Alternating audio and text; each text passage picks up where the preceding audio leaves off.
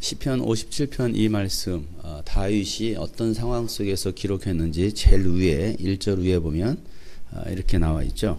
지휘자를 따라서 알다스에서 맞추어 부르는 노래 다윗의 믹담 사울을 피하여서 동굴로 도망하였을 때 지은 시라고 얘기하고 있습니다. 사울이 다윗을 죽이려고 했을 때 다윗은 계속 도망자의 삶을 살죠. 하나님은 분명히 그에게 왕으로 기름 부어 주셨습니다. 사울에게서 영적인 왕권을 빼앗으시고 하나님은 다윗에게 그 왕권을 위임해 주셨습니다. 분명히 영적으로는 왕이 되었지만 다윗은 여전히 쫓기는 신세가 되고 있죠. 여러분, 우리가 하나님의 자녀가 되었습니다. 우리가 성령을 받았습니다. 그러면 하나님의 자녀인데 쫓기는 일이 없어야 되지 않겠어요? 그런데 여러분, 왜 쫓기는 일이 일어날까요? 우리가 하나님의 자녀가 되었어요. 하나님 분명히 우리와 함께 하십니다. 우리를 지켜주십니다. 그런데 왜 우리는 쫓기는 인생이 될까요? 왜 고난이 있을까요? 고난이 없어야 되는 거 아닐까요? 하나님을 믿는 하나님의 자녀라고 하면 모든 게 다 잘 돼야 될 텐데, 술술 풀려야 될 텐데, 그렇지 않고 다윗은요, 그가 하나님으로부터 왕으로서 인정받았을 때 그 후로는 계속해서 수십 년간 쫓기는 인생이 되옵니다. 쫓기는 인생을 살아갑니다. 지금 그 상황 속에서 다윗이 사울을 피해서 동굴로 피했을 때, 도망했을 때에 바로 이 시를 기록했다라고 얘기하고 있죠. 이 땅에 고난 없는 인생은 거의 없습니다. 어린애들조차도 보면 고난이 있어요. 힘들대요. 고통스럽대요. 뭐 유치원생들이 고난이 없을 것 같습니까? 있어요. 유치원생도 고난이 있고요. 초등학생들도 고난이 있어요. 힘들대요. 힘들어. 사는 게 힘들대. 사는 게. 얼마나 살았다고. 이제 초등학교 1, 2학년 애들이 힘들어요. 사는 게 힘들어요.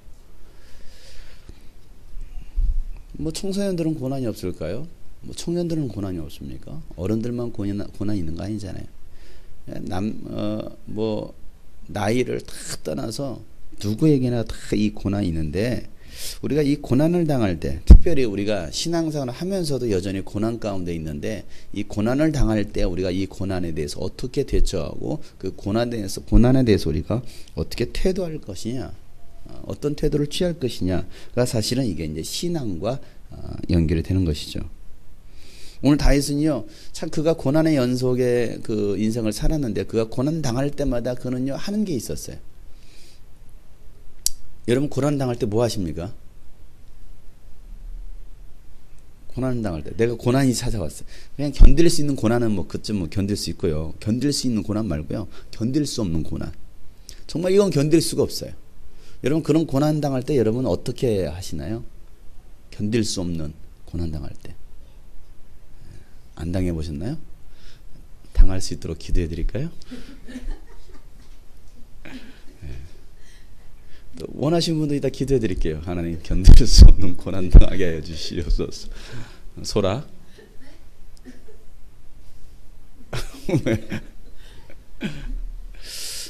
뭐 견딜 만한 것은 그냥 까짓 건 뭐 견디죠. 근데 견딜 수 없는 고난, 그것도 뭐 내가 실수해서 내가 잘못해서 당하는 고난이 아니라 말도 안 되는 고난들 있잖아요.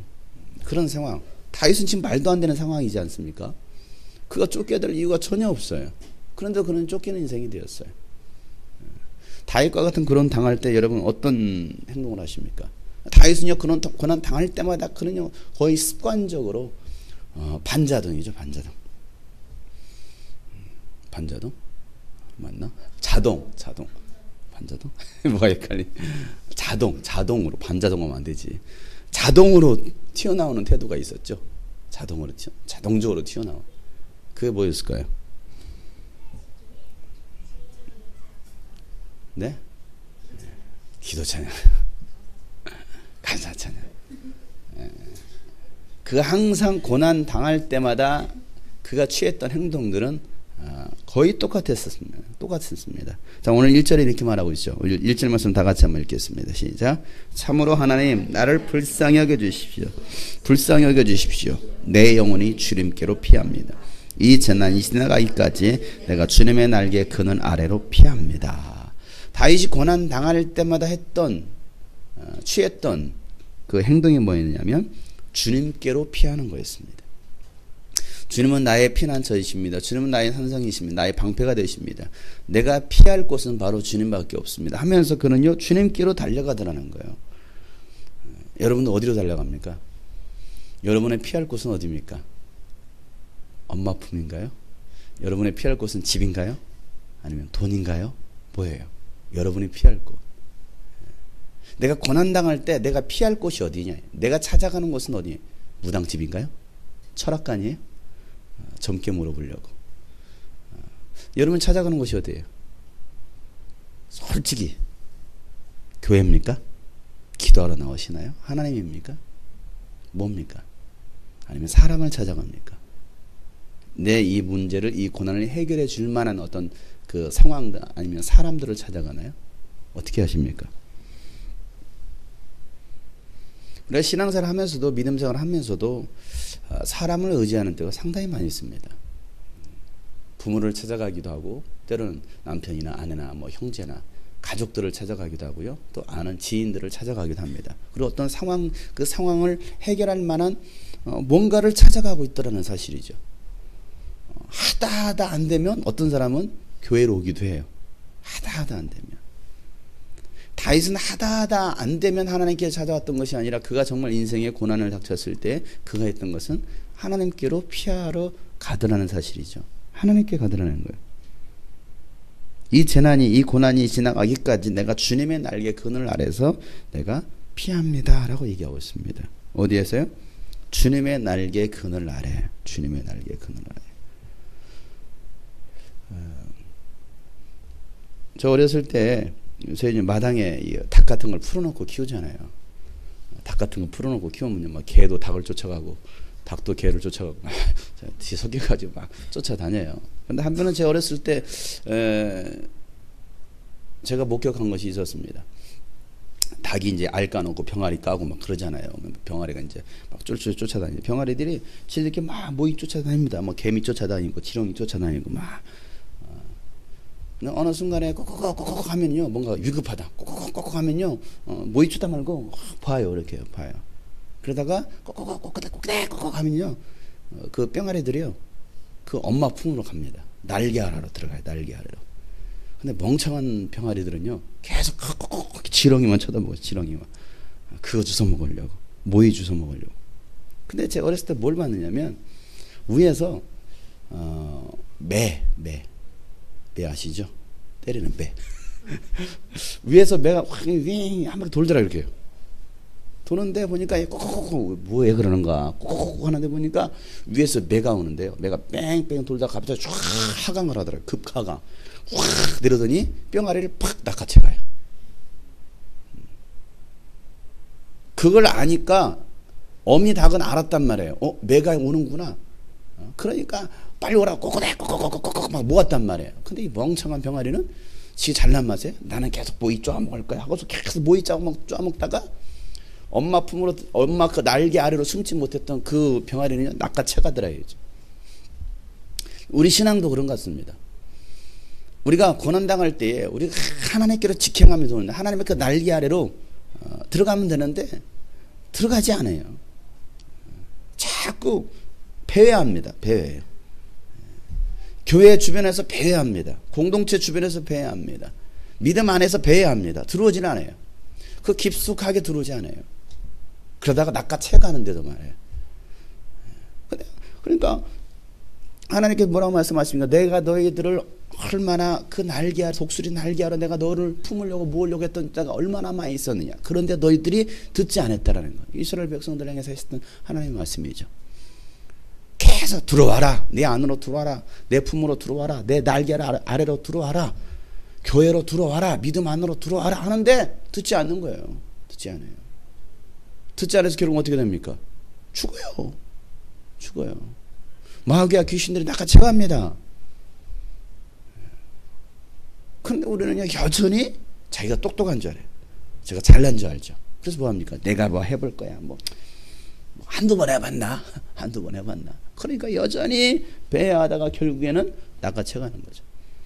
오늘 다윗은 그 얘기하고 있는 거예요. 내가 고난당할 때 바로 그 고난 당할 때에 나는 그 고난이 지나가기까지 내가 주님의 그 날개 아래, 날개 그늘 아래로 내가 피합니다 라고 말하고 있습니다. 그런 자동적으로 튀어나오는 거야, 이게. 자동적으로. 그래서 여러분 그 찬양 있죠, 우리 잘 아는 찬양. 주 날개 밑 내가 편안히 쉬네, 밤 깊고 비바람 불어쳐도 아버지께서 날 지키시리니 거기서 편안히 쉬리로다. 주 날개 밑 즐거워라, 그 사랑 그늘 짜리뇨.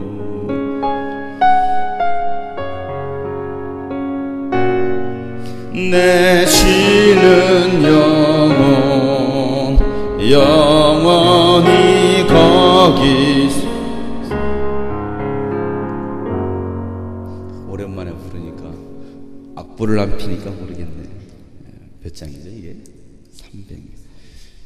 찬송가 하나 바뀌어가지고 이제 찾지도 못해요. 주 날개 밑 내가 편안히 쉬네, 419장. 밤 깊고 비바람 불어쳐도 아버지께서 날 지켜주시니 거기서 편안히 쉬리로다. 주 날개 밑 평안하다, 그 사랑 그늘 잔위뇨. 주 날 밑 내 쉬는 영혼 영원히 거기서 살리. 주 날개 밑 나의 피난처, 주 날개 밑 나의 피난처 되니 거기서 쉬기를 원하노. 세상이 나를 이루지 못하나, 세상이 나를 위로치 못하나 거기서 평화를 누리리라. 주 날개 밑 평안하다, 그 사랑 그늘 잔위요. 주 날개 밑 내 쉬는 영혼 영원히 거기서 살. 주 날개 밑 참된 기쁨인데, 주 날개 밑 참된 기쁨이 있네. 고달픈 세상길 가는 동안 나 거기 숨어 돌보심을 받고 영원한 안식을 얻으리라. 주 날개 밑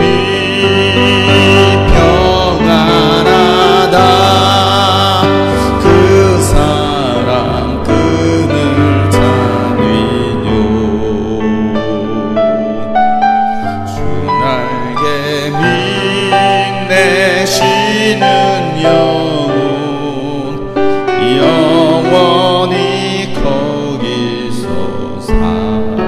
주 날개 밑 평안하다, 주 날개 밑 평안하다, 그 사랑 그늘 잔위뇨. 주 날개 밑 내 쉬는 영혼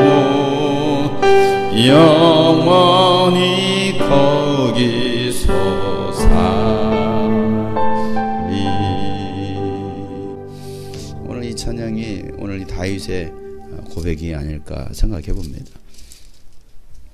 여러분, 우리가 고난 당할 때에 그 즉시로 그 주님의 날개 아래로 피할 수 있는 사람들이 지혜로운 사람이라는 거예요.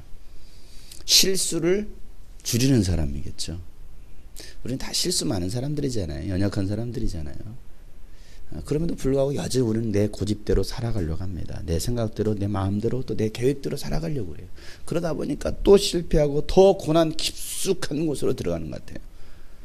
다윗처럼 고난 닥칠 때에 그냥 나는 죽었으니 나는 할 수 없으니 나는 나의 나의 피난처는 오직 주님의 날개 아래입니다라고서 주님의 날개로 피하면 하나님께서 지켜주실 텐데, 여러분, 고난이 여러분에게 유익이라고 생각하십니까? 무슨 고난이 내게 유익입니까? 고난이 오기를 원하시는 분 계십니까? 고난 받기를 원하시는 분, 주여 오늘도 나에게 고난을 주시옵소서 기도하는 사람이 있어요? 없잖아요. 우리 새벽에 나오시는 새벽의 일꾼들이요, 기도의 용사들이요, 새벽마다 주여 오늘 하루도 나에게 수많은 고난들이 닥치게 하여 주십시오 기도하시는 분 안 하시는군요. 다음부터 제가 대신 기도해 드리겠습니다. 새벽에 나오시는 분들마다 고난의 연속이 있게 하여 주시오. 그럼 안 나오려나? 그나마 나오시던 분도 고난 당할까 봐 안 나오시려나? 고난을 희망하는 사람 아무도 없어요. 고난을 좋아할 사람 아무도 없습니다. 그런데 우리가 이 고난을 유익으로 여기고 있느냐 이거예요. 그런데요, 다윗은요, 고난이 나에게 유익이다라는 고백을 합니다. 고난이 내게 유익이다. 근데 이 고백을 바울도 그런 고백을 하고 있죠. 고난이 내게 유익이다. 시편 119편 71절 말씀에 보면요, 고난을 당한 것이 내게는 오히려 유익하게 되었습니다. 여러분, 왜 고난이 유익이 될까요? 여러분, 만약에 여러분의 고난이 닥쳤을 때 그 고난이 여러분의 유익이라고 생각하십니까? 근데 오늘 여기 시편 기자는 뭐라고 고백했습니까? 그 고난 때문에 나는 무엇을 배웠다라는 거예요? 주님의 율례를 배웠다라는 사실이에요. 그 고난으로 인해서 주님의 율례가 무엇인지, 하나님의 뜻이 무엇인지, 하나님의 계명이 무엇인지를 알게 되었다라는 거예요. 아, 이 고난이 바로 이런 의미였었구나. 여러분, 고난은요, 당장 고통이고 피하고 싶은 것입니다. 지고 싶지 않은 것이죠. 그런데 이 고난조차도 나에게 유익이 되었다라는 거예요.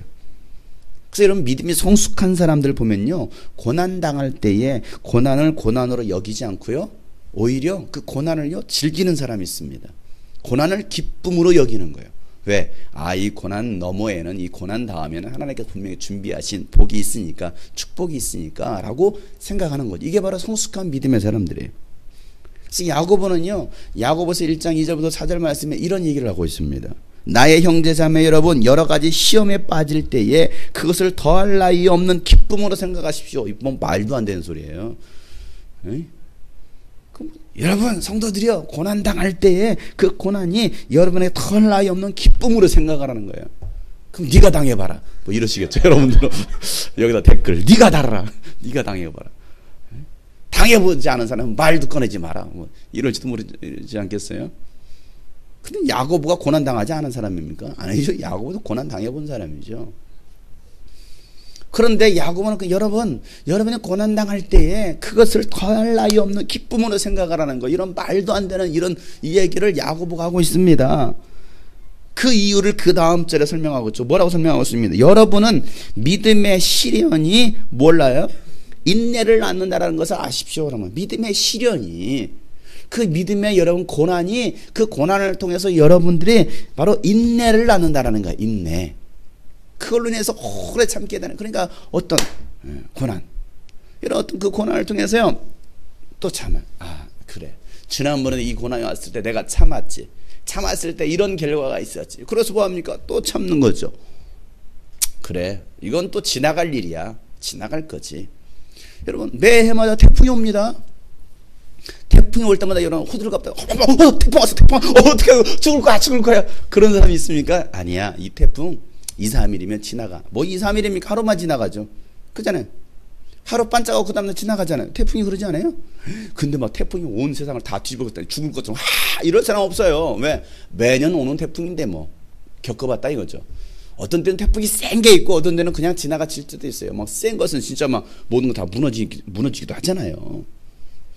그러니까 어느 정도 이게 여러분 고난 당할 때 느낌 오지 않습니까? 아, 이건 좀 센 고난이네. 느끼지 않아요? 안 당해봤나요? 어떤 고난은요, 이건 조금만 견디면 이길 수 있는 거야. 어떤 고난, 이건 좀 세. 이건 좀 세다. 그 센 고난이 올 때 어떻게 대처하면 되겠어요? 세게 대처하면 되겠죠. 그렇잖아요. 센 고난이니까 세게 대처하면 되는 거예요. 나도 좀 믿음을 굳게 하고 내가 더 대비해야지. 그러니까 여러분, 이 고난을 통해서, 이 믿음의 시련을 통해서 인내심이 길러지고 인내력을 낳고, 그 다음에 여러분은 그 인내력을 충분히 발휘해서 조금도 부족함이 없이 완전하고 성숙한 사람이 되십시오라고 말하고 있는 것이죠. 그 고난을 통과했을 때 그 사람은요, 그 고난을 통과한 만큼 믿음이 성장합니다. 그리고 성숙한 사람이 되는 거예요. 성숙해져요. 교회에서도 보면요, 말 많은 사람, 조금만 하는 사람도 있어요. 신앙이 성숙하지, 왜? 그 고난만큼 통과하지 못하는 거예요. 아직까지요, 이 애기입니다. 애기 믿음. 짠챙이. 그래서 뛰어넘어야 되는데요, 아직까지 여전히 어린아이.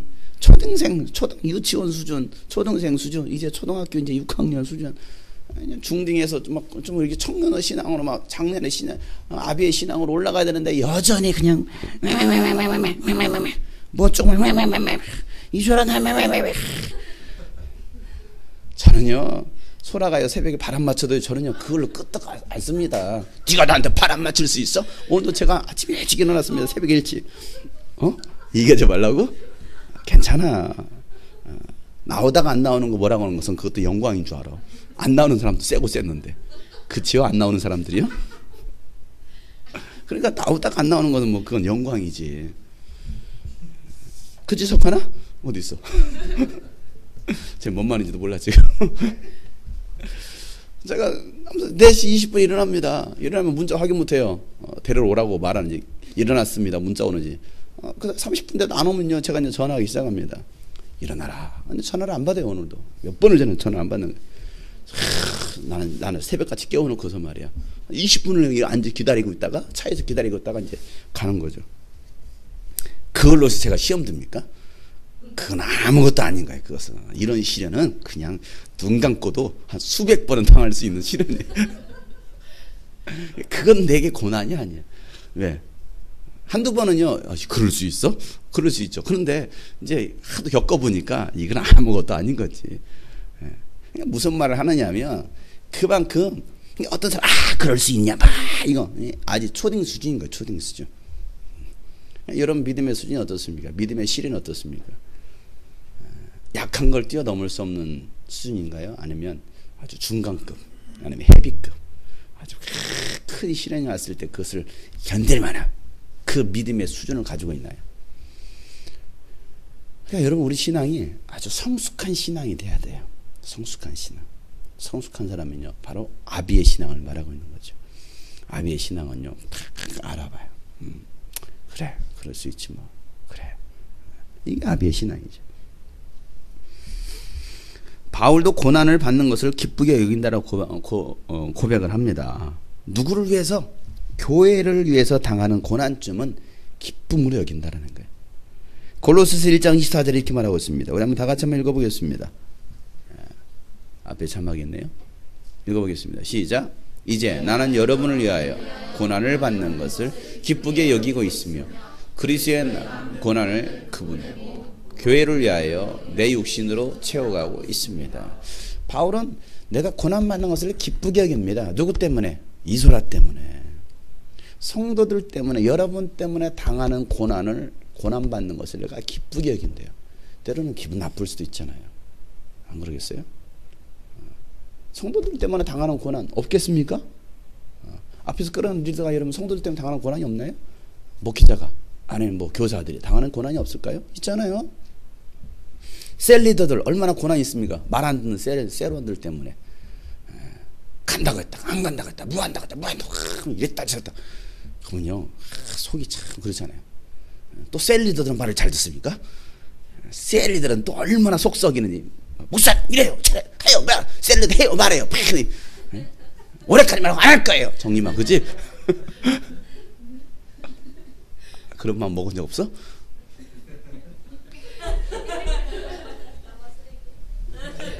아니, 다른 사람들 왜? 올해 한 해 맡겨놨더니만 올해 도저히 못 해먹겠다고 셀리더.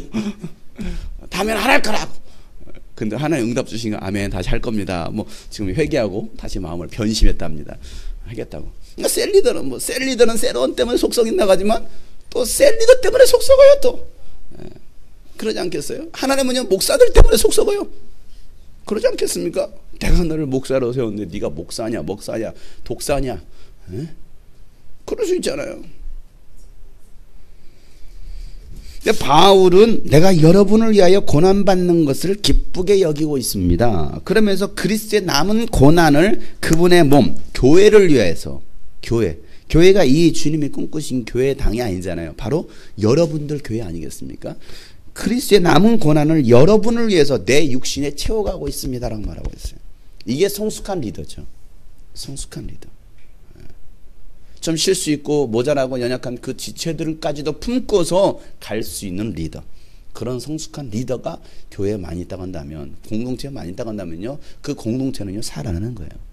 근데요 너 죽고 나 죽자 하면서 멱살 잡고 그러면요 공동체는 깨질 수밖에 없어요. 교회는 깨질 수밖에 없습니다. 여러분 성숙한 리더가 되길 축복합니다. 오늘 바울처럼 내가 고난받는 것을 내가 기쁘게 여긴다라는 그 믿음, 고난받는 것을 기쁨으로 여길 수 있는 사람들. 여러분 고난을 당해본 사람이 고난당한 사람의 마음을 알 수 있습니다. 이게 고난의 유익인 거예요. 다윗은요 그 고난의 한가운데 있었습니다. 오늘 여기 본문의 4절 말씀, 시편 57편 4절 말씀 한번 다 같이 읽어보겠습니다. 시작. 내가 사람을 잡아먹는 사자들 한가운데 누워있어 보니 그들의 이는 창끝과 같고 화살촉과도 같고 그들의 혀는 날카로운 칼날과도 같았습니다. 자, 다윗이 뭐라고 말하고 있습니까? 사람을 잡아먹는 사자들 한가운데 누워있어 보니까 이거예요. 그 한가운데 내가 누워있어 보니까 알겠다라는 거죠. 그 고난의 중심에 있어 보니까 알겠다라는 거예요. 그게 얼마나 두려운, 그 고난의 그 현장이 얼마나 두려운지, 그 고난의 고통이 얼마나 고통스러운지를 다윗이 경험해 보니까 아는 거예요. 왜 다윗은 그런 고난의 연속을 살았을까요? 하나님께서 뺑뺑이 돌리시는 거예요. 고난 가운데로 집어넣습니다. 왜요? 테스트해 보시는 거죠. 네가 이스라엘 백성들을 끌어가야 돼. 이스라엘 백성은 얼마나 많은 여러 종류의 사람들, 그 성품도 다르고 기질도 다르고 상황 환경도 다 다르는데 그 사람들을 어떻게 끌어갈 거냐 이거예요. 수많은 여러 종류의 사람들인데 그 사람들을 어떻게 끌어갈 거냐 이거예요. 그러니 그 많은 사람들을 끌어가려면 네가 더 많은 고난을 겪어봐야 돼. 그래야 진짜 리더가 되는 거야. 하나님은요 그래서요 다윗을 계속 뺑뺑이 돌리십니다.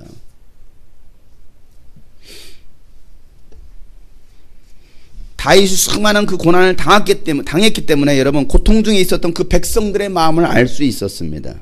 그리고 그들을 섬길 수가 있었죠. 만약에 다윗 생각해 보세요. 어린 다윗이 돌멩이 하나 던져가지고 골리앗 때려잡고 그 다음에 바로 왕위로 즉위했다고 생각해 보세요. 어땠을까요? 나라를 잘 다스렸을까요? 그 어린 나이에 이제 소년이었는데 10대 청소년인데 생각해 보세요. 그 어린 나이에 만약에 그가 왕권을 잡았다고 한다면 그걸 얼마나 잘 나라를 다스렸을까요? 백성들의 마음을 알았을까요? 모르죠. 고난을 겪어보지 않았는데, 인생을 살아보지 않았는데. 여러분 인생을 살아본다는, 그래서 여러분보다 나이가 많은 한 살이라도 더 많으면요 한 살 더 많은 사람의 말을 들을 필요가 있어요. 여러분 어른들 무시하지 마세요. 아유 엄마하고 우리는 세대가 달라, 세대 차이가 나면서 엄마는 아무것도 모르면서 뭘 아무것도 몰라요. 다 알고 있는데. 아니 좀 컴퓨터 좀 모른다고 아무것도 모른다고 합니까? 아무것도 몰라. 한결이가 아빠는 아무것도 몰라 저한테 그래요. 내가 스마트폰 잘 못 만지니까 쳐봐 하면서 이렇게 하는 거야. 아빠는 아무것도 몰라. 참 어이가 없어서 진짜. 그것저것 알았다고 지가 다 안돼. 그러고 있잖아요 우리 청년들이요. 그러니까 애들 말로 얼마나 깝치고 돌아다니는지 몰라요. 학생들, 우리 중딩들, 초딩 뭐 보면, 중고등학생들 보면 가짜네, 웃기지 않은 것들이 말이야. 얼마나 다 컸다고, 얼마나, 얼마나 안다고. 아유, 그러고 돌아다니는 거 보면 그냥 몇 대 뛰어패고 한 3대 더 때리고 싶어요, 막. 어른들이 볼 때는 이게 우스운 거죠. 안 그래요? 우리 어른 세대들이 우리 청년들 볼 때는 우스운 거야. 얘들이, 아유, 더 커봐라, 이놈들아. 아유, 결혼해서 살아봐라. 애 낳고 살아봐라. 너도 너 같은 애, 똑같은 애 낳아봐라. 다 이런 부모가 하는 소리예요. 왜? 속썩이니까. 너도 속썩여봐라. 하면 너 같은 애 낳아봐라. 그러면 내 심장 알 거다. 알죠? 알아요. 혜림이 처음 날 때 분만실에 갔는데 5분에 한 번씩 진통이 오잖아요. 쥐어뜯는데 막 제 손을 막 쥐어뜯고요. 머리카락은 안 잡혔어요. 제가 이러고 있었거든요. 5분에 한 번씩 막 쥐어뜯는 거야. 근데 제정신이 돌아오잖아요. 거기에 이제 엄마가 계셔서, 본인 엄마가. 그러면서 하는 소리가 막 그냥 진통이니까 이제 제가 그 옆에 들었거든요. 울면서 하는 소리가 그대로, 엄마 이제서야 알겠어. 엄마가 우리를 어떻게 키웠는지. 엄마 미안해. 그 얘기 하더라고. 왜? 낳아보니까 아는 거야. 첫애를 낳아볼 때니까 아는 거야. 소라야, 알았니? 진아야, 알았어? 몰라. 정님아, 그지? 몰라. 아직은 몰라요. 아영이 알아? 몰라. 낳아봐야 알지. 아니, 결혼해서 살아봐야 알지. 연애할 때야 환상이지만 결혼해봐 환장할 일 많아. 환상이 아니고 환장이야, 환장. 연애는 이상이지, 결혼해봐 현실이야, 현실. 그 현실을 공감하고 있는 저 뒤에 이기섭 형제가 있잖아. 1년도 안 됐는데 이게 현실이거든. 결혼하니까. 연애를 믿지 마. 연애에 착각해가지고 결혼했다가 아주 사고 치는 사람들 많아요.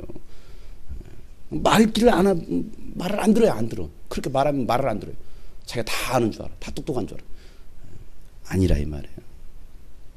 어른의 말을 들으세요. 제가 이 얘기를 왜 하느냐면 바로 다윗이요, 그 고난을 당해봤단 말이에요. 그 나이도 먹을 만큼 먹어봤어 이제.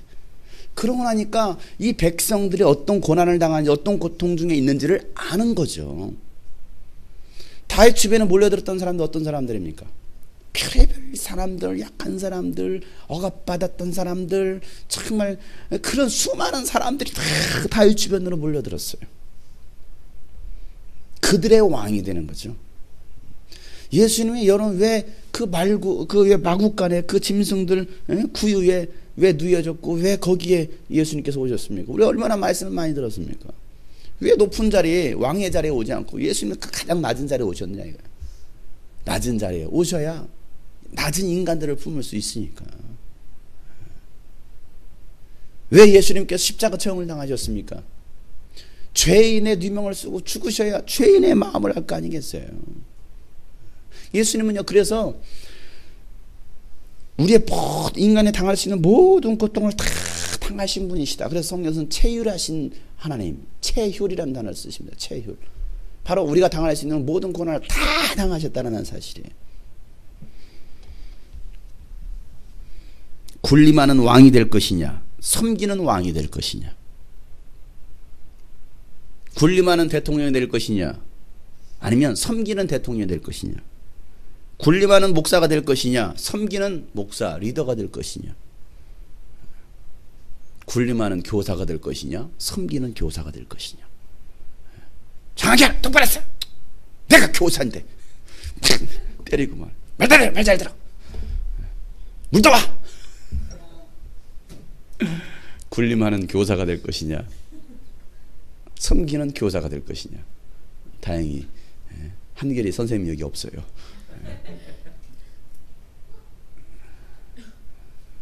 여기 중요하잖아요. 고난이 없으면요, 고난당한 사람의 친구가 될 수가 없습니다. 여러분, 왜 우리나라 정치나 이 경제, 경영인들이요, 왜 자기밖에 모르는지 아십니까? 왜 모를까요? 네? 단체 생활을 해본 적이 없어. 단체 생활을 했죠. 다 초등학교, 고등학교 다 나왔을 테니까. 단체 생활을 했는데 가난을 겪어보지 못하고 고난이라는 것을 겪어보지 못한 거죠. 여러분 우리나라의 웬만한 지도층들 다 보세요. 정치계나 경제계나 다 지도층들을 보세요. 우리나라 1%입니다. 다 서울대, 연대, 고대. 지금 뭐 서울대, 연대, 고대 가려면 뭐 개천에서 용난다는 말은 거의 정말 힘들죠.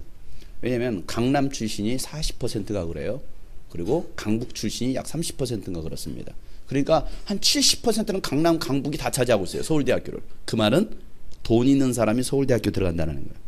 그리고 나머지 30%가 전국에 흩어진 지방. 진짜 개천에서 용나는 사람들. 그러니까 저희 형님 같은 경우는 개천에서 용난 사람이죠. 그 시골에서 서울대학교를 그 시대에 서울대학교를 들어갔으니 뭐 학원 한번 다니지 않고. 지금 보세요. 지금은요 돈이 있어야 서울대학교 들어가요. 돈이 있어야 돈 법니다. 그렇잖아요.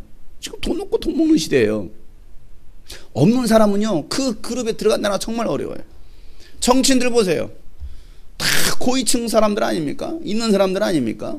그런 사람들이 국회의원이 되고 국회의원이 되고 대통령이 됐어요. 뭐 지금 제가 뭐 대통령을 욕하려고 비난하는 것이 아니라 대통령의 딸로 살았습니다. 그러니까 한편에서는 기대됐지만 한편에서는 정말 우려했던 일들이 바로 그런 일들 아니겠어요? 전혀 서민의 생활을 해보지 않은 거죠. 왕의 딸로 살았으니, 임금의 딸로 살았으니. 서민의 마음을 알아요? 정치인들이 서민의 마음을 알아요? 그러니까 여러분 지금 뭐 그렇게 저기 진도 사건 터졌는데 그러니까 관료들이 막 엉뚱한 짓 하고 들어가는 엉뚱한 발언하고 하는 이유들이 뭡니까? 모르는 거예요. 조금만 지혜 있으면 그런 상황에서 그런 말 그런 태도를 취하겠느냐 이거예요. 그러니까 도저히 이해할 수 없는 일들이 일어나는 것은요 그 생활을 안 해봤기 때문에 그래. 그런 생활을 안 해봤기 때문에. 한 정치인이 한 국회의원이 봉사활동 갔다가 라면 끓여오라고 했는데 라면 끓여다가 김치가 하잖아요. 김치 없다고 막 욕하고 막 왜 김치 안 가져오냐고. 국회의원 날이 깨서 참 봉사활동 가가지고 몇 번 사진 찍고 한 다음에 그 다음에 라면 끓여 먹고 이번에도 그 사태 벌어진 거 아닙니까? 응급 의료도 다 치우고 거기다 라면 끓여놓고 거기서 라면 먹고. 아니 라면 먹을 수 있어요. 누가 먹었다고 뭐라 합니까? 먹을 수 있죠. 안 먹을 수도 있잖아요. 그러니까 왜 그런 일들이 일어나냐면 그 생활을 해보지 않은 거예요. 가난을 겪어보지 않은 거예요. 목회자도 마찬가지예요. 목회자도 가난을 겪어보지 못한 목회자나 아니면 직장 생활을 해보지 않은 그런 목회자들 많거든요. 간혹가다 고등학교 때 은혜 받고 나서 저 신학교 가겠습니다 해서 뭐 바로 이제 20살부터 신학교 학부 4년 하고 군대 갔다 오고 또 신학대학원 3년 하고 뭐 이렇게 그냥 풀코스로 신학 코스로만 밟은 사람들은 전혀 직장인의 마음을 몰라요. 직장생활을 어떻게 하는지를 모르죠. 그러니까 그들이 요구하는 것은 뭡니까? 원리 원칙대로 새벽기도 나오세요. 왜 안 나옵니까? 예배 시간 졸아보세요. 힘들었어. 마귀가 역사하고 있어.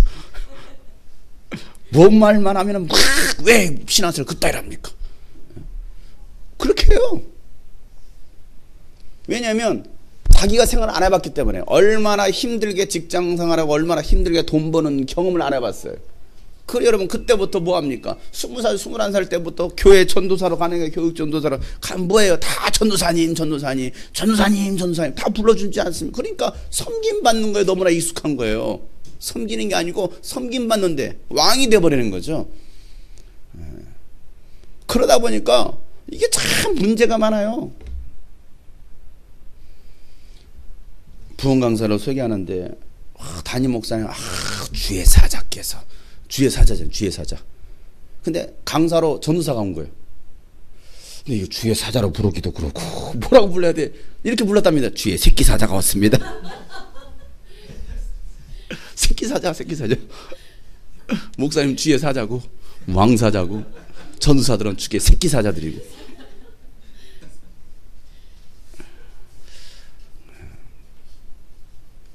그래서 저는요 뭐 신학을 한다고 하려고 하는 사람들은 제가 말려요. 학부부터 가지 말고 갈 거면 직장생활을 하고 일반 대학교 가고 직장생활 노가다든 뛰어보고 별의별 거 다 해보고 그 다음에 신학교가 늦지 않으니까 할 거 다 해봐라. 왜? 그래야 성도들의 마음을 이해할 수 있다 이거죠. 고통을 겪어보지 않은. 그러니까 우리는 뭐 세습 얘기가 많이 나와요. 세습. 작은 교회들은요 거의 세습을 안 하려고 합니다. 힘든데, 비시는데, 어려운데, 성도도 없는데 누가 세습을 하려고 합니까? 안 하려고. 더 큰 교회로 보내려고 하지. 안 그래요? 작은 교회는 세습을 잘 안 해요. 네? 뭐가요? 큰 교회는요 세습하죠. 이건 왕권인데, 이게 어마어마한 왕권인데. 큰 교회 목회자들 자녀들한테 얼마나 뭐 자녀 양육비에다가 뭐 학비에다가 뭐 유학비 다 대주지 얼마나 잘해줍니까? 그러니까 뭐 해외 유학 가서 공부하는 거 뭐 그냥 뭐 잘 배울 수 있긴 있겠죠. 근데 그렇게 아무 어떤 문제 없이 고난 없이 그러고 나서 이제 유학 탁 마치고 와가지고 이제 세습을 딱 이어받는 거죠. 과연 성도들의 마음을 이해할 수 있을까? 제가 지금 이 얘기를 하는 것은요, 고난이 우리에게 유익이라는 걸 얘기하는 거죠. 목회자나 리더가 고난이 없으면요, 고난당하고 있는 사람들의 마음을 이해할 수가 없어요. 제가 하도 노가대 같은 거 많이 뛰어보고, 뭐 전도사실에도 또 목사하면서도 막 제가 노가대 뛰고 막 현장에 나가서 일하다 보니까 노가대 하시는 분들이 참 애착이 가요. 손에 막 굳은 살 베긴 분 참 애착이 가요. 왜? 제가 별짓을 다 해봐가지고. 저는 지금도 돈 벌러 가라고 하면 얼씨구나 하다가 나갑니다. 예, 자신 있거든요. 지금도 가면 일하면 저는 자신 있어요. 일당 더 받고 합니다, 저는. 예. 그게 더 편해요. 더 편해요. 예. 거기서 요거도 먹을 일 없잖아요. 근데 여기서는 요거도 먹어요, 제가. 목사님, 전도도 못해요. 요거도 먹었어요, 오늘도. 전도 못한다고. 전도도 못한다고 요도 먹지. 뭐 한다고 요거도.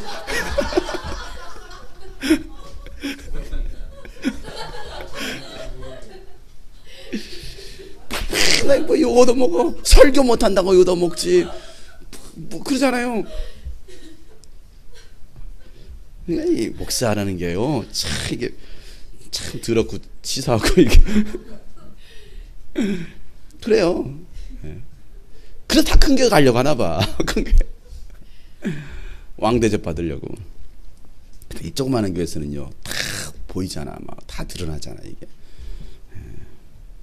하여튼 뭐, 그래요. 뭔 얘기를 하지? 그러다. 예, 그래요. 아무튼. 고난이 유익입니다. 옆에 사람 알려줍시다. 고난이 유익입니다. 고난 많이 받으세요. 축복해 주세요. 고난 많이 받아야 돼요. 예수님은요, 예수님은 제자들을 훈련시키실 때 제자 훈련을 어떻게 했느냐? 그냥 탁상공론 하지 않았어요. 책상에서 가르치지 않았어요. 예수님은요, 현장에 데리고 다녔습니다. 그리고 현장 실습을 했어요. 가 전도해. 가서 귀신 쫓아. 가서 병든 자도 고쳐. 가서 말씀 선포하고 가서 기도해줘. 이게 제자 훈련이었거든요. 근데 오늘날은 제자 훈련 어떻습니까? 맨날 책상에 앉아. 자, 오늘 암송구절 못 외웠는데요. 그래요, 잘했어요. 뭐 맨날 제자 훈련이라고. 숙제했어요? 안 했어요? 아, 그럴 수 있죠. 이게 그러니까 이게 평신도가 됐어요. 뭐 능력이 있어야지. 그러니까 맨날 나가 뭐 D12, G12, G3 뭐 맨날 이런 거 하고 있고요. 필요해요. 필요한데 현장이 없어요. 현장이. 그 전도하러 나가면 전도도 못해요. 해봤어야지. 여러분, 안타까운 것은요, 목회자들 70%, 80%가 전도 한 번도 안 해본 사람 많아요. 여러분 했나요? 아니 진짜 그래요. 목회자들이요 70% 이상이 전도를 두려워합니다. 복음 제시를 해본 적이 없대요. 복음 제 이건 설문 조사에 의하면 복음 제시를 해본 적이 없는 거야. 예수님이 누구인지를 실제로 불신자를 만나가지고 해본 적이 없는 거예요. 그러면서 강단에서 얼마나 설교를 잘합니까? 여러분 전도하십시오. 전도하란 말은 얼마나 잘합니까? 그런데 실질 전도를 해본 적이 없는 거지. 실습을 해본 게 없어요. 예전에 제가 우리 저 청년들, 학생들 막 제자훈련 시킬 때 양육하면서 종이 들고 나서 전도하라고, 백지전 들고 나가서 전도하라고, 시간 딱 1시간 주고서 전도해와라, 가서 복음 지시하고 해와라 했더니요, 가가지고요 그냥 눈치만 보다가 오는 애들, 아니 옆에서 좀 말 잘하는 사람에서 붙어가지고 듣고 있는 거지. 안 해봤으니까. 예수님이 현장 전도 실습했어요. 가서 귀신 쫓아와. 가끔 저는 애들 둘이 이번 주 한 주간은 서로 마주보고 귀신 쫓기, 그래서 귀신 쫓아오기, 그리고 경험담 이야기하기. 그러니까 앉아가지고 1시간 동안 찌어 기도하고 난 다음에 자 우리 기도하자. 예수로 귀신아 가라. 스님 보고 하는 거야. 안 나가던데요? 실패했는데요. 오늘날 그게 없어요. 오늘날 교회 해야죠. 고난 당해봐야죠. 그게 진짜예요. 그게. 바울은요 그 고난 당했을 때 마음의 확정을 하는 것들이 있었습니다. 여러분 고난 당할 때는 어떤 마음의 확정합니까? 그래 이번 게 교회 나가야겠어. 이번 게 신앙생활을 접어야겠어. 여러분 고난을 당할 때 어떤 마음의 확정을 하십니까? 네. 뭐 하기로 작정하십니까? 원망과 불평하기로 작정하십니까? 뭐 하기로 작정하세요? 다윗은요 2가지를 확정하죠. 찬양하기로 확정합니다. 찬양하리라. 자 7절 말씀 다 같이 읽겠습니다. 시작. 하나님 나는 내 마음을 정했습니다. 나는 내 마음을 확실히 정했습니다. 내가 가락에 맞추어 노래를 부르겠습니다. 그가 고난 중에 지금 동굴 속에 있어요. 쫓기는 신세입니다. 그런데 그가 마음을 정하기를, 내 마음을 확실히 정했습니다. 아주 확실하게 정하기를 뭐 한다라는 거예요? 가락에 맞춰서 내가 노래를 부르겠습니다라는 것이죠. 9절 말씀 다 같이. 주님 내가 만민 가운데서 주님께 감사를 드리며 문나라 가운데서 노래를 불러 주님을 찬양하렵니다. 그가 작정했던 것이 무엇입니까? 바로 감사를 드리면서 찬양하겠다는 거예요. 감사의 기도, 감사의 찬양하겠다는 거예요. 이게 다윗의 작정이었습니다. 여러분 고난당할 때 찬양이 나오나요? 잘 안 나오나요? 막 고난당할 때 막 찬양이 더 나와야 돼. 막 그래 내가 확정하리라, 내 마음에 확정하리라.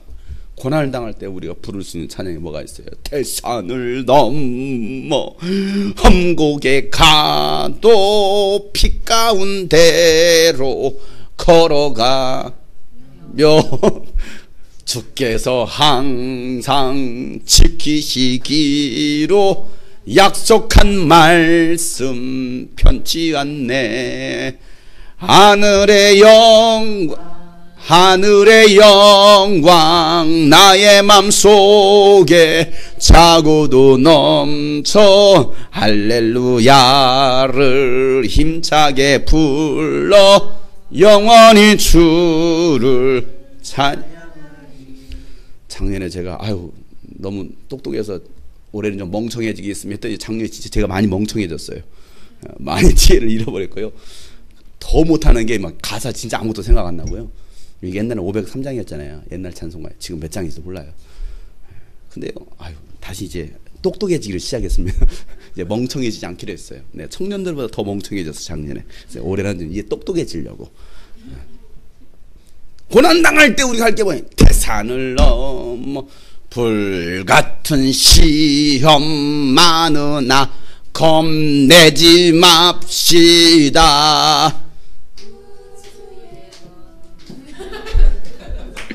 이기고 남겠네. 그래요. 그런 고난 같은 당할 때 불같은 시험 많으나, 불같은 시험 많으신가 이런? 그런 불같은 고난, 불같은 시험 당할 때 진짜 불났어. 어떻게 할 거예요? 어떻게 할 것입니까?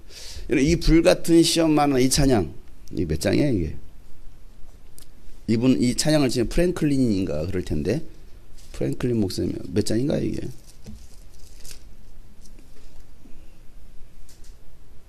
뭔 찬양이지?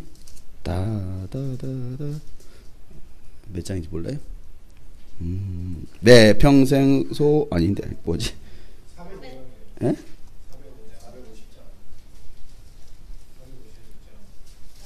450장. 내 평생 소원 이것뿐. 예. 자,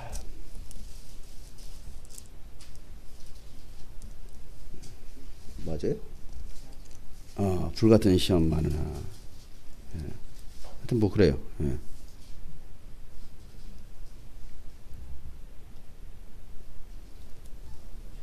맞아요. 450장. 불러보세요. 불같은 시험 많으나. 3절. 겁내지 맙시다. 구주의 권능 크시니 이기고 남겠네. 다시 한번. 불같은 시험 많으나 겁내지 맙시다. 구주의 권능 크시니 이기고 남겠네. 잘했어요. 찬송가가 뭐냐?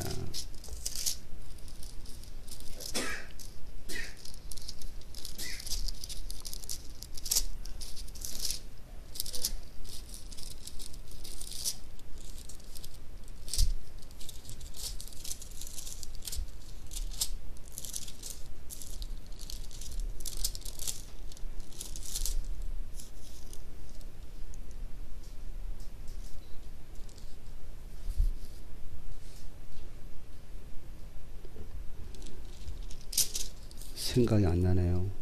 무슨 찬양인지.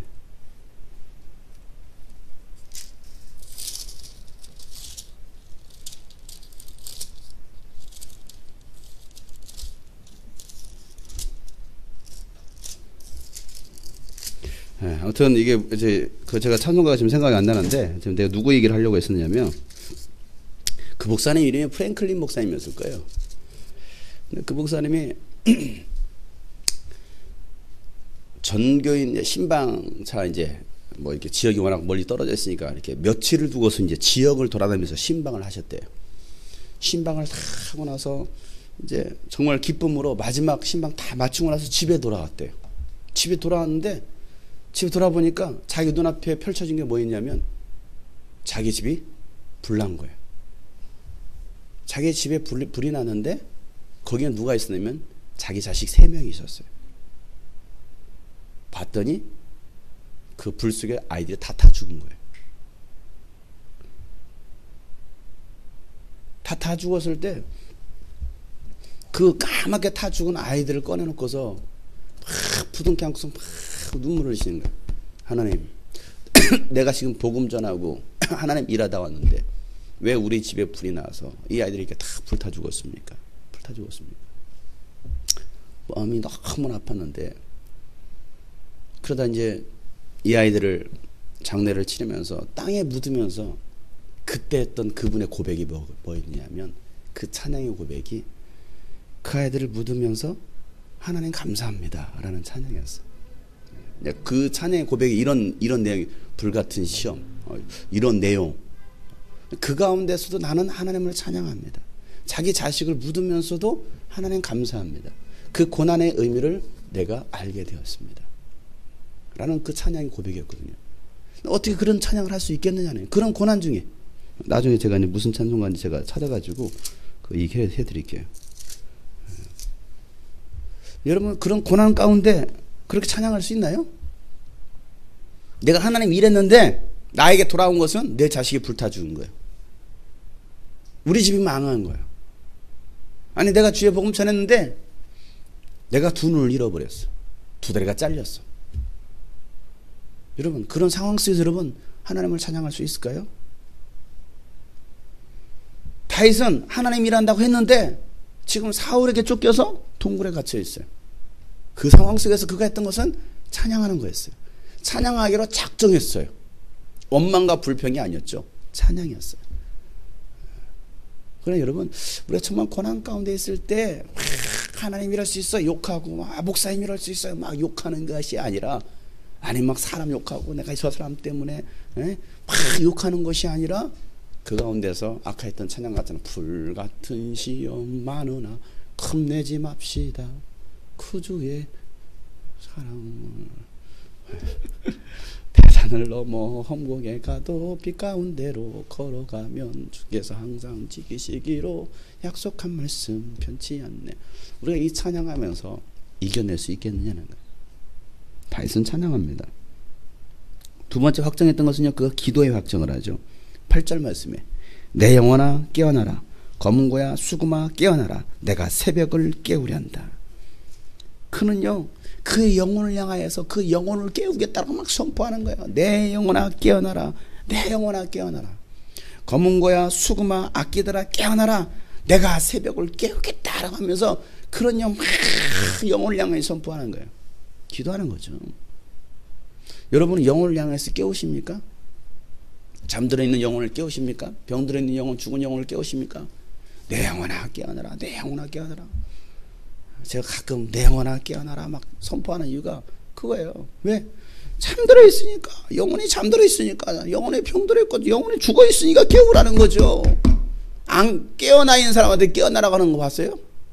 깨어있는 사람한테 깨어나십시오 하는 사람이 있어요? 아니요, 그건 정신병자죠. 그러면 어떻게 여러분의 영혼은 지금 깨어 있습니까? 정신 번쩍 들게 이러면 깨어 있습니까? 아니라고 하면 여러분 선포해야 되는 거예요. 내 영혼아 깨어나라, 내 영혼아 깨어나라. 그러면서 그가 했던 것은 내가 새벽을 깨우겠다. 여기에서 새벽 기도가 나온 거죠. 내가 새벽을 깨우란다.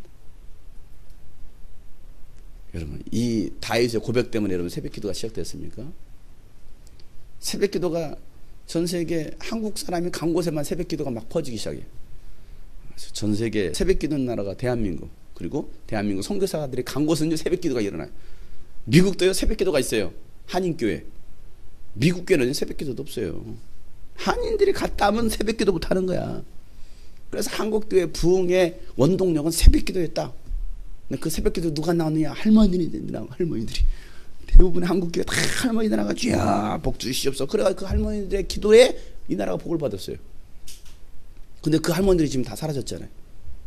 젊은 사람들 새벽 기도 나옵니까? 많이 안 나오잖아요. 새벽이 사라지고 있어요.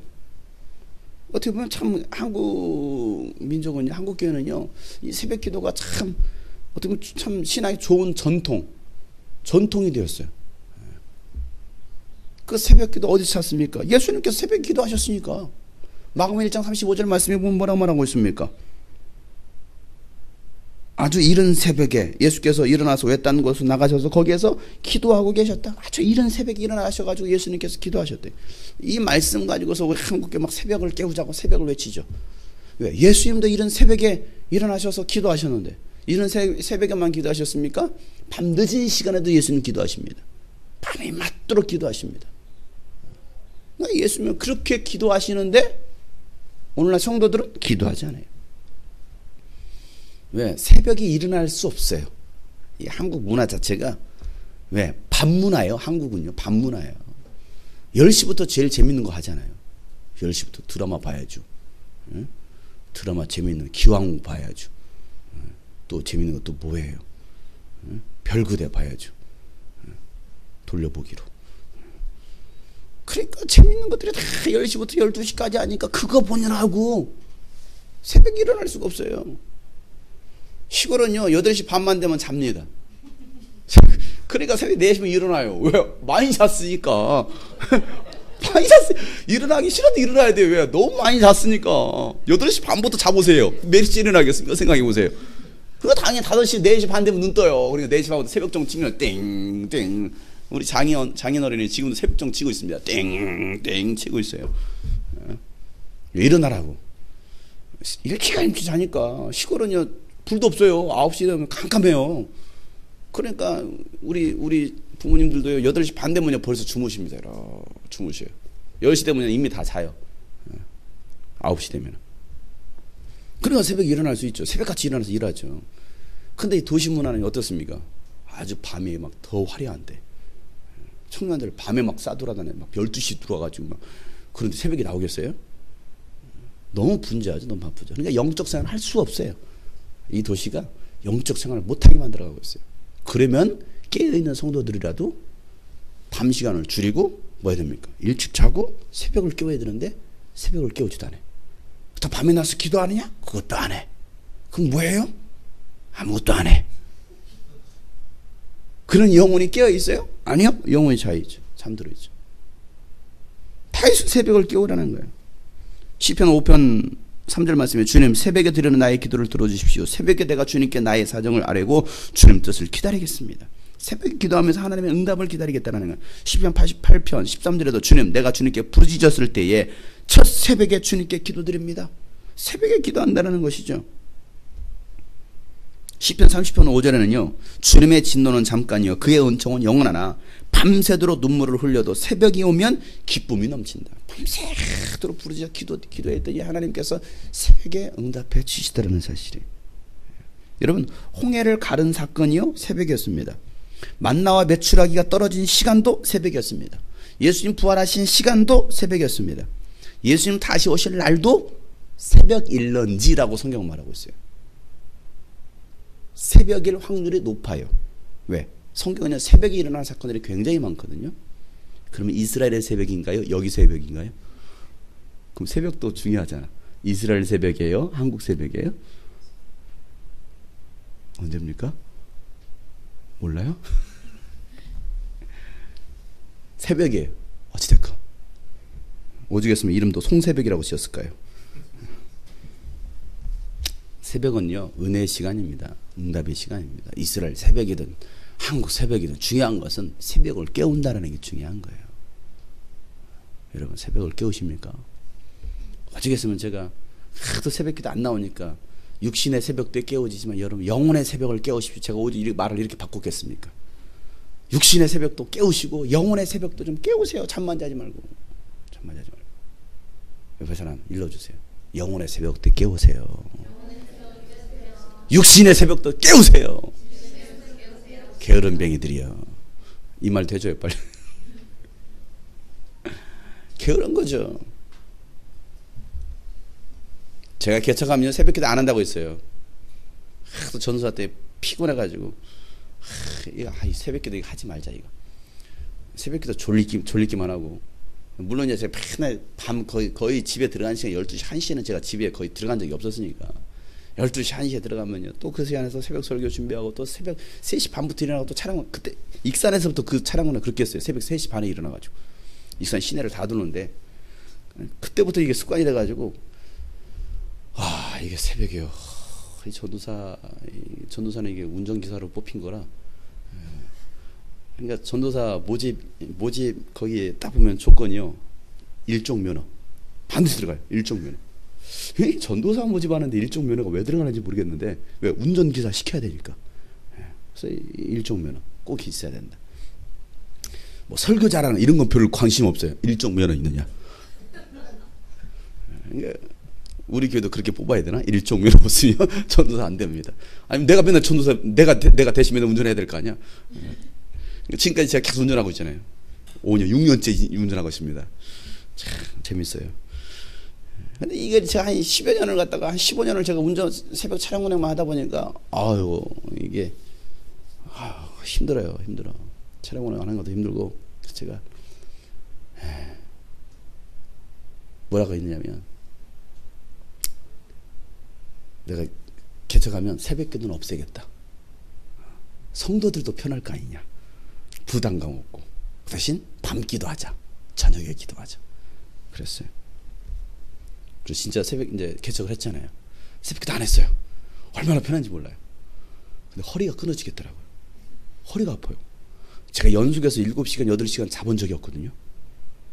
항상 자도 3시간, 2시간, 아니 4시간, 길게 자야 4시간 자고 일어나니까 이게 항상 습관이 됐던 거예요.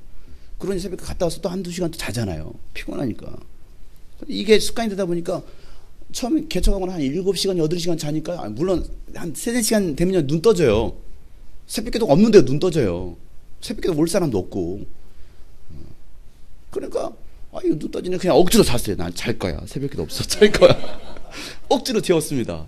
근데 허리가 아픈 거예요. 한 7시간 8시간 자면 허리가 끊어지겠어요. 아파요. 그렇게 1년 했잖아요. 1년 했더니 무슨 결과가 일어나느냐, 교회가 기도를 안 해요. 저도 기도 안 하고 교회도 기도 안 해요. 야, 이건 안 되겠다. 새벽 기도를 부활하자. 나를 위해서라도 부활하자. 교회를 위해서 부활하자. 그래서요, 힘들지만 새벽 차량 운행하자. 그래서 광명부도 차량 운행했잖아요. 그때 유일하게 우리 교회 장년부라고 우리 박은혜 자매님 혼자 계셨습니다. 유아 독점 1년 동안. 광명으로 차량 운행 갔어요. 혼자 타셔도요, 안 오기를 바랬을지도 몰라요. 그냥 목사님 피곤하신지 주무시지 그랬을지도 몰라요. 근데 했어요. 왜? 새벽 기도를 살리려고. 기도를 살리려고. 그러고 왔어요. 지금까지. 지금도 마찬가지입니다. 지금도 한 명이 오든 두 명이 오든 새벽 기도는 살리자. 그게 우리 교회를 위한 것이고 나를 위한 것이구나. 하나님은 새벽에 말씀하시겠지. 하나님 새벽에 응답해 주시겠지. 중요한 것은 기도하자. 기도하자. 여러분, 제가 말하는 것은 새벽 기도 만들어가 여러분을 괴롭히려고 만드는 게 아니고 영혼을 깨워서 기도하자는 걸 말하고 있는 거예요. 여러분, 영혼을 깨우시기 바랍니다. 자, 오른손 주시고, 내 영혼아 깨어나라. 세 번만. 시작. 내 영혼아 깨어나라. 내 영혼아 깨어나라. 내 영혼아 깨어나라. 그렇습니다. 우리 영혼을 깨워야 돼요. 다윗은요 그 고백을 하고 있어요. 내 영혼아 깨어나라. 내가 새벽을 깨우겠다. 새벽을 깨우겠다. 그 말은요, 기도를 깨우겠다는 거예요. 감사를 깨우겠다는 거예요. 이게 우리의 신앙의 고백이 되었으면 좋겠습니다. 고난 중에, 환난 중에 여러분 뭐 하시겠습니까? 원망하고 불평하시겠습니까? 환경 탓하시겠습니까? 이거 뭐 배 침몰한 것 때문에, 세월에 침몰하다 사람 막 분노 일으킬 때가 아니고, 분노 일으킬 때가 아니고, 이제 분노는 잠잠. 이번 주 주일 설교가 분노잖아요. 이제는 분노는 잠잠하고 우리가 할 일은 뭐예요? 영혼을 깨워서 기도할 때예요. 나라를 위해서 기도할 때고요, 교회를 위해서 기도할 때고요, 여러분의 영혼을 위해서 기도할 때예요. 여러분의 가정을 위해서 기도할 때예요. 아니면 또 무너집니다. 더 비참한 일을 할 거예요. 더 비참한 일을 할 거예요. 549장이라고 알려주네요. 549장이래요.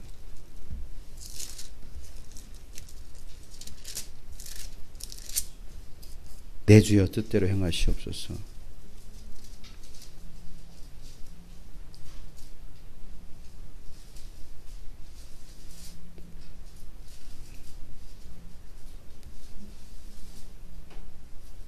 내 주여 뜻대로 행하시옵소서. 온몸과 영혼을 다 주께 드리니 이 세상 고락간 주인도 하시고 날 주관하셔서 뜻대로 하소서. 내 주여 뜻대로 행하시옵소서. 큰 근심 중에도 낙심케 마소서. 주님도 때로는 울기도 하셨네. 날 주관하셔서 뜻대로 하소서. 내 주여 뜻대로 행하시옵소서. 내 모든 일들을 다 주께 맡기고 저천성 향하여 고요히 가리니 살든지 죽든지 뜻대로 하소서. 그 목사님이 그 자식이 죽어가는 그 상황 속에서, 죽었죠. 불타 죽어버렸죠. 그 상황 속에서 주님의 뜻대로 하시옵소서. 오늘 다윗은요, 환난 중에 찬양합니다. 환난 중에 기도합니다. 여러분, 원망과 불평하지 마시고 우리 하나님의 그 날개 아래 쉴 수 있는 우리 모두가 되기를 소망합니다. 오늘 이 찬양하면서 우리 기도할 때 하나님 주님의 뜻대로 하시옵소서. 이제는 주님의 뜻에 철저하게 순종하기 원합니다. 우리 그런 기도만 가지고 찬양하면서 기도하겠습니다. 내 주여, 내 주여 뜻대로 행하시옵소서.